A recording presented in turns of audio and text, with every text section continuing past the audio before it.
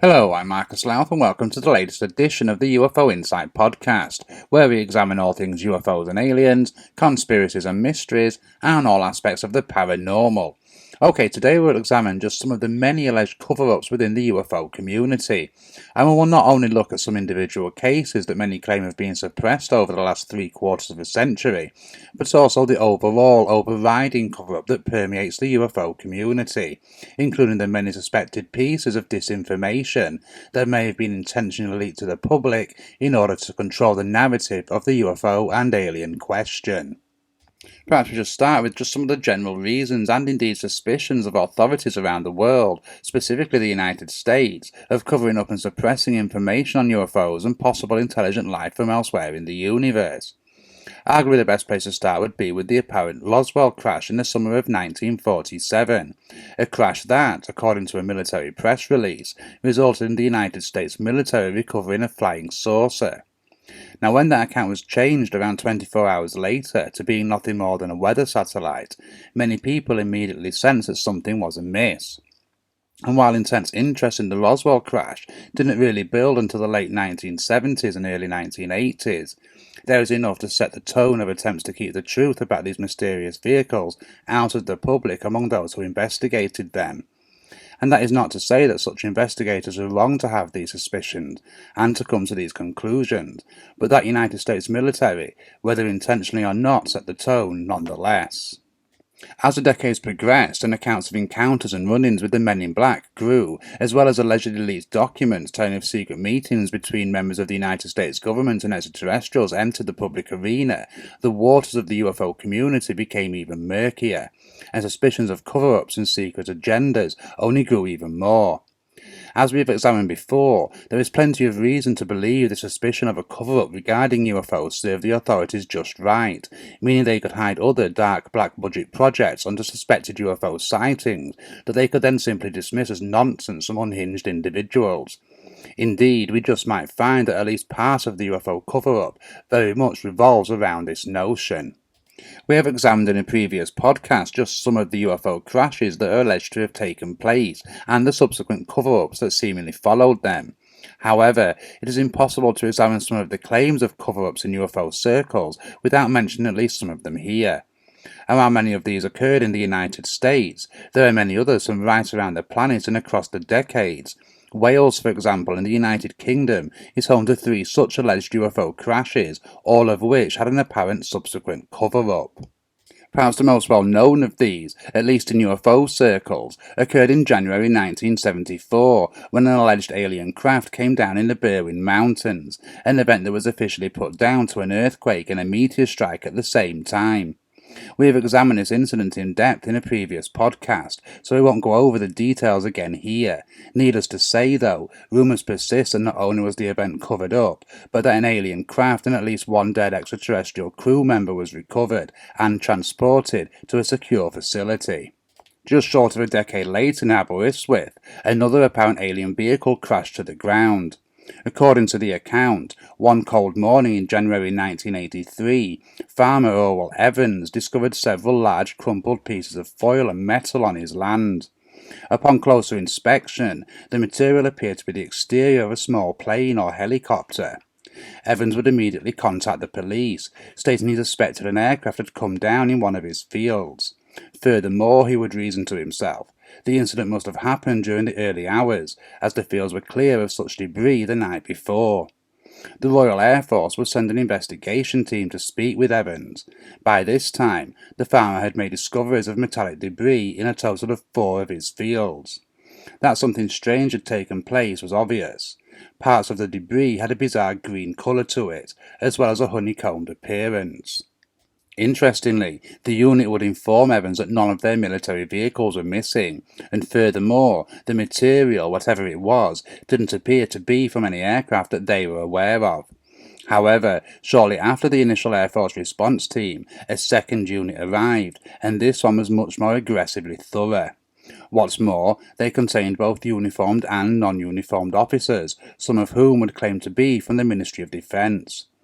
A cordon was erected immediately around the fields containing the wreckage. Even temporary floodlights were set up so the team could work well into the night.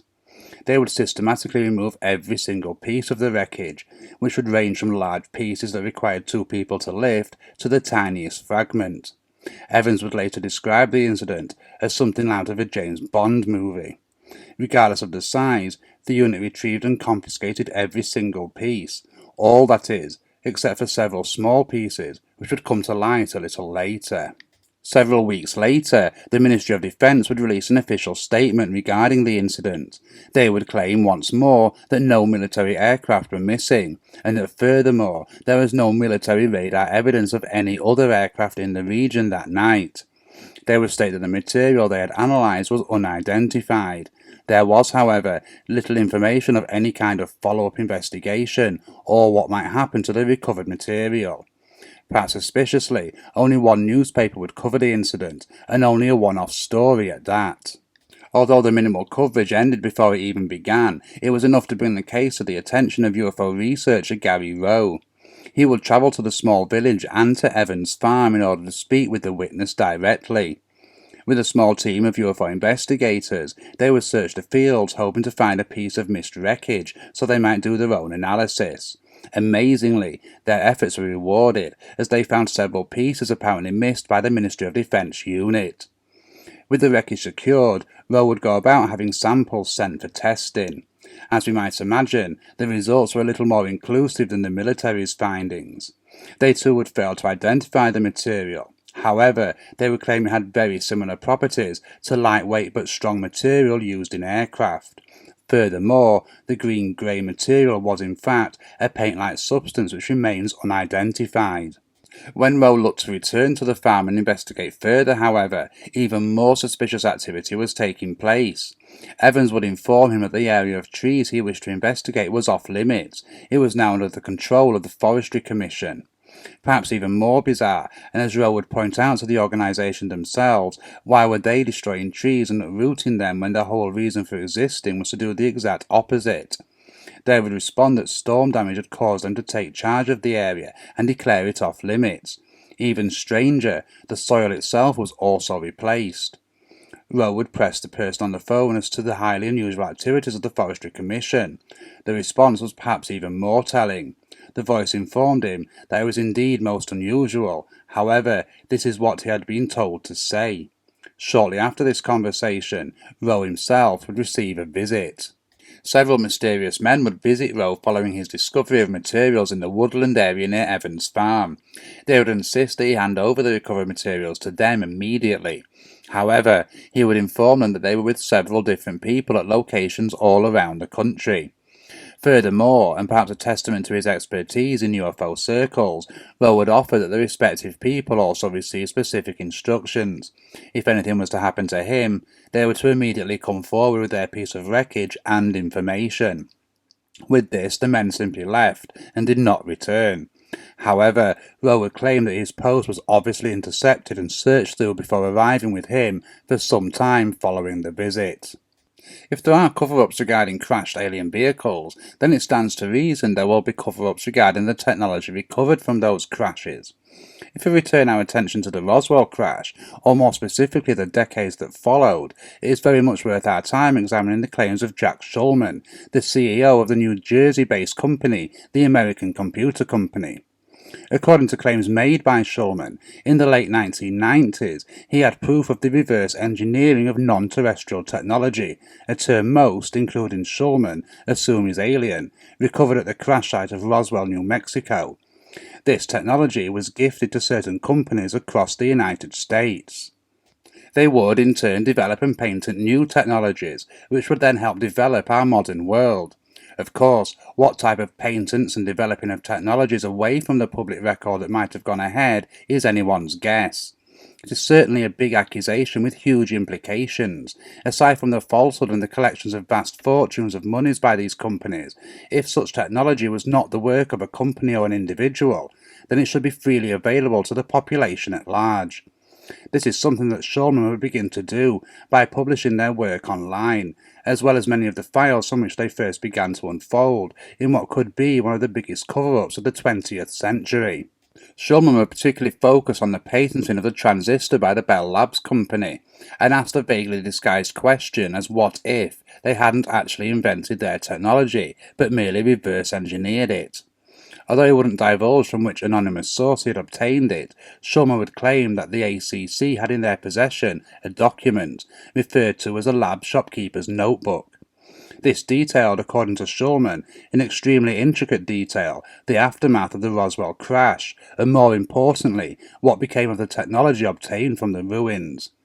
According to these documents, the transistor developed at Bell Labs was in fact provided to the company, and what's more, when some researchers have investigated the history of the transistor prior to Bell's groundbreaking technological marvel, there is no obvious developing point between all that came before and Bell Labs' version.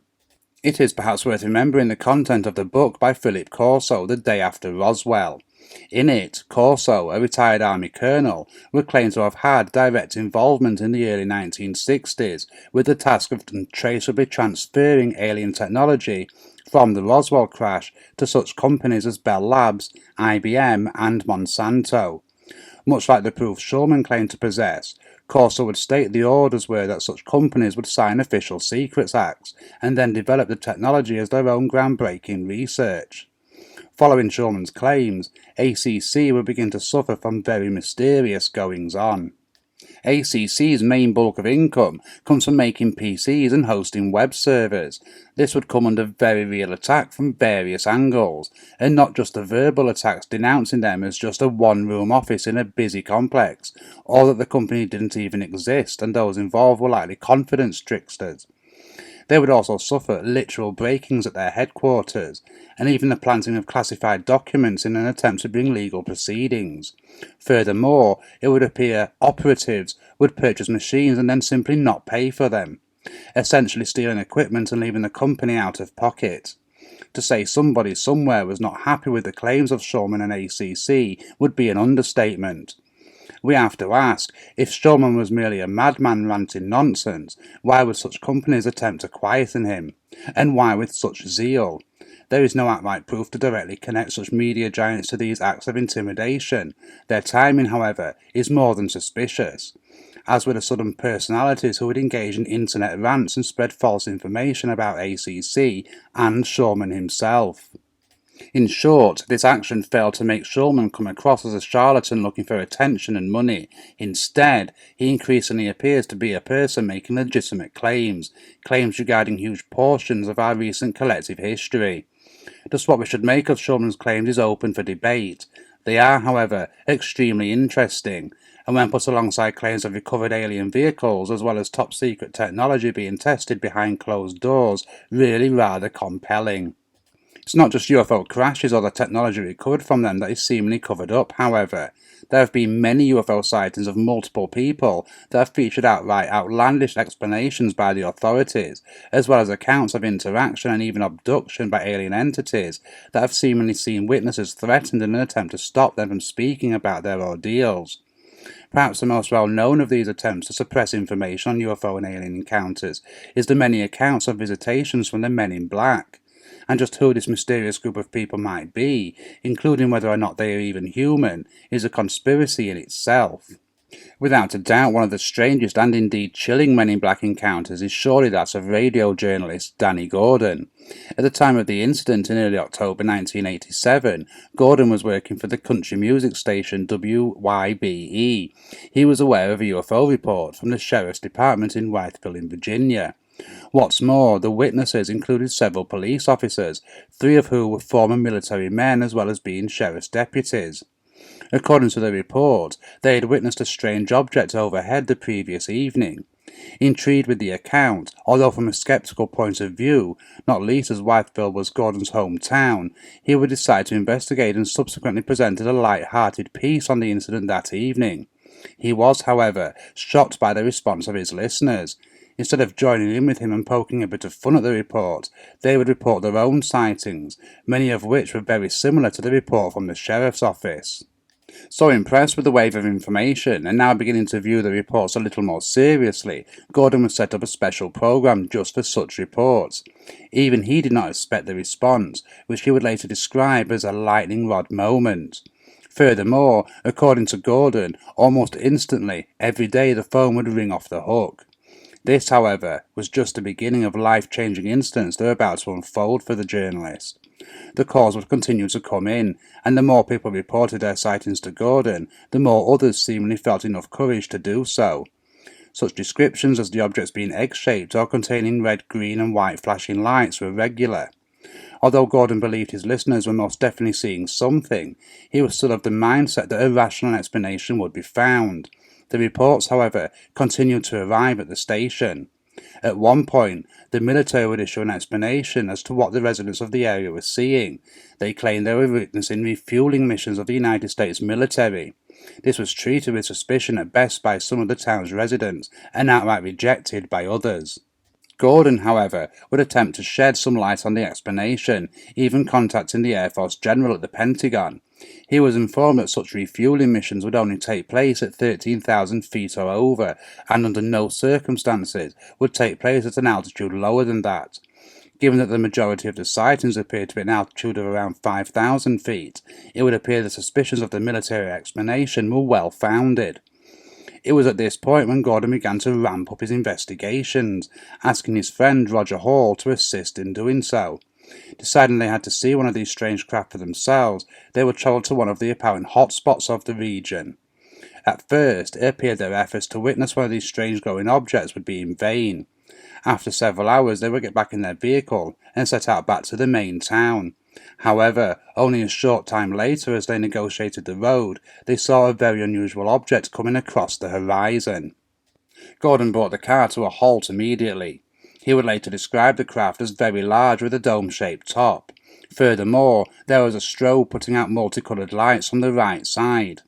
Hall would offer that the object was approximately 1,000 feet above them, and probably just short of that distance away from where they were. He would further state that the object was approximately the size of 2 football fields, and had 3 huge picture windows at the back of the craft, which were lit from the inside out. Even stranger, Gordon would recall witnessing a red ball approach the larger craft and then docking with it. The pair were in such shock that they neglected to take any photographs of the strange craft. They would, however, return the following evening.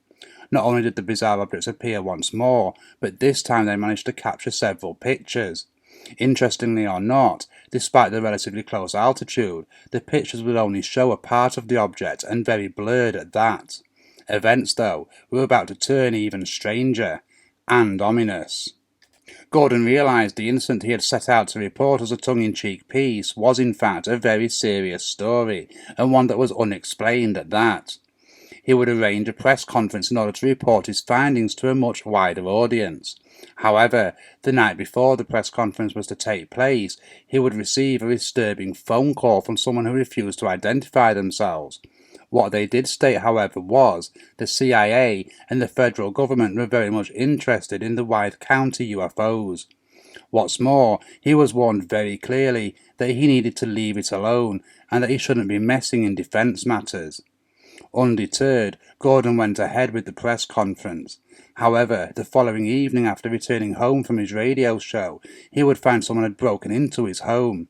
He would investigate the property, and while there were obvious signs of a disturbance, he couldn't find anything missing. It was at this point that Gordon would admit he started to wonder what he'd stepped into. Even his wife was fearful and urged him to at least tone down his investigation. The reports, however, continued to arrive daily at the radio station.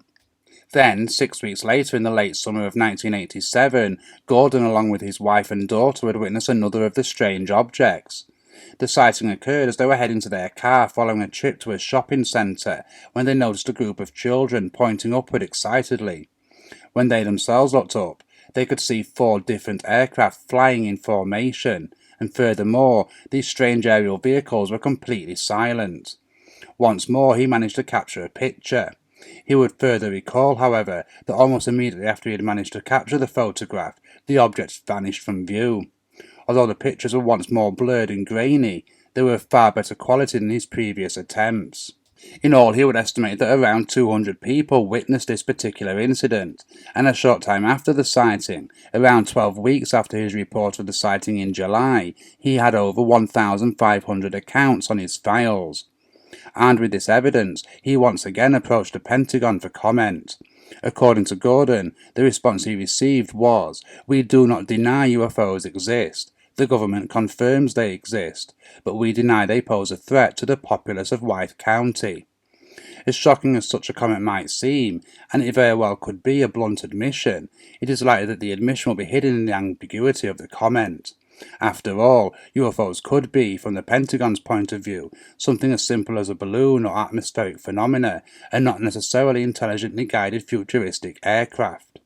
If they were, however, then the statement from the Pentagon implies they are either experimental aircraft or vehicles of extraterrestrial origin that they have information on that the public doesn't, or possibly a secret agreement to traverse the skies. That would be the last word from the Pentagon. Gordon, however, would receive another chilling warning. As the reports of strange lights over the region continued to come in, Gordon would receive another disturbing phone call one evening out of the blue.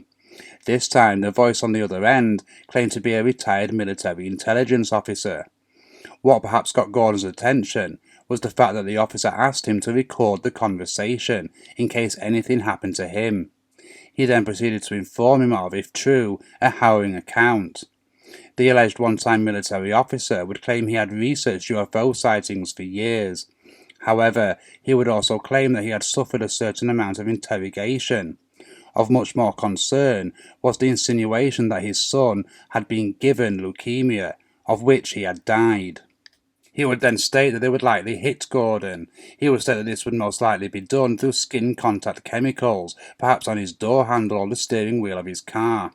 The insinuation here, of course, is that he or anyone else wouldn't likely be aware of the chemical contact, not until they became ill, and would not at all suspect such a scenario. While this might sound preposterous to some, we know that intelligence agencies at the very least experimented with such weaponry and assassination methods. Indeed, such notions are not at all as far-fetched as we might think. It was at this point that Gordon truly began to consider the path he was taking, and how deep he was becoming involved in an unknown world. Incidentally, the conversation was played in part on the television show Unsolved Mysteries several years later. Several weeks after, Gordon would receive more than just a phone call. One evening while at home, Gordon would receive a visit from two men who claimed they were journalists. They would claim they wished to report on his investigation, and Gordon invited the pair inside. While one of the men would conduct the interview, the other would casually walk around the house, taking photographs every now and then. They would stay for around 45 minutes, at which point they wrapped up the interview and gave Gordon their contact details. They claimed they would send him a copy of the newspaper when the article appeared. Several days went by before Gordon contacted the newspaper to ask if the story had ran. To his growing uneasiness, he was informed the publication had no journalist under the name he had given, and furthermore, they were not looking to run a story on his experiences. As the days went by, Gordon began to realize just how much information the two mysterious men had collected from him.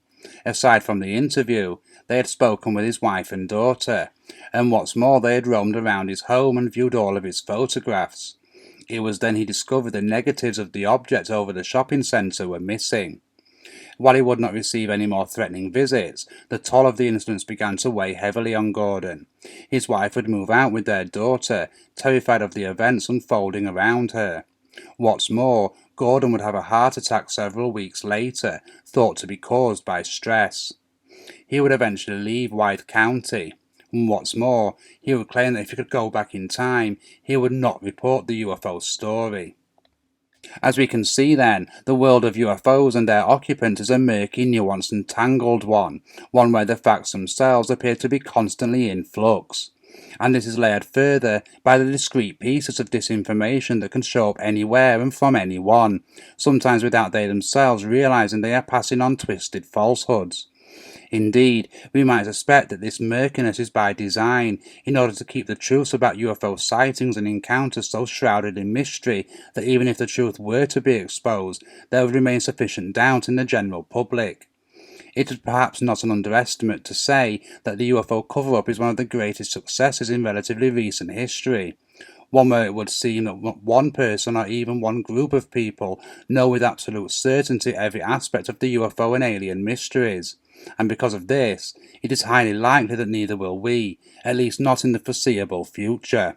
For now though, I'll simply thank you for joining me, and be sure to leave any thoughts in the comments and check out the links for further reading on some of the cases we have been discussing here today.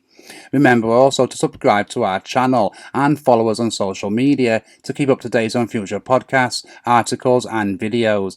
And if there is anything you wish us to feature in future podcast episodes, then get in touch at marcus@ufoinsight.com.